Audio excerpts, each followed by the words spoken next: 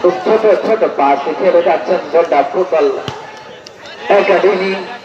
আক্রমণের চেষ্টা বিরাইনপুর, এখানে ব্লক করা হয়েছিল।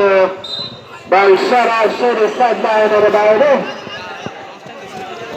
বল নুরাহিমপুরের অনুকূলে লম্বা করে দাঁড়ালেন মিঠুর উদ্দেশ্যে। মিঠু কাকে দেবেন?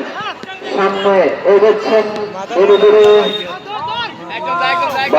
রাখতে পারলেন না। আবারও পাল্টা আক্রমণে বিরাইনপুর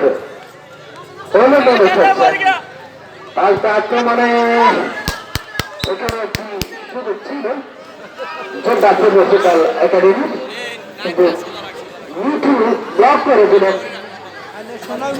মাঠের উত্তর পাশে আমাদের ক্লাবের সদস্য যারা রয়েছেন, বলটি অতি দ্রুত মাঠে দেওয়ার জন্য অনুরোধ জানাচ্ছি। আজকের খেলার ফলাফল গোড্ডা ফুটবল একাডেমি 2, ভূঁইয়াবাড়ি একাদশ ক্লাব 0। দলীয় ক্যাপ্টেন বলটি নিয়ন্ত্রণে রাখতে পারলেন না। বল আবার লাইনের বাইরে, ফুটবল গোড্ডার অনুকূলে। দলীয় ক্যাপ্টেন শাখায়েত শুট করেছিলেন। পাল্টা আক্রমণে বিরাইনপুর, দেখা যাক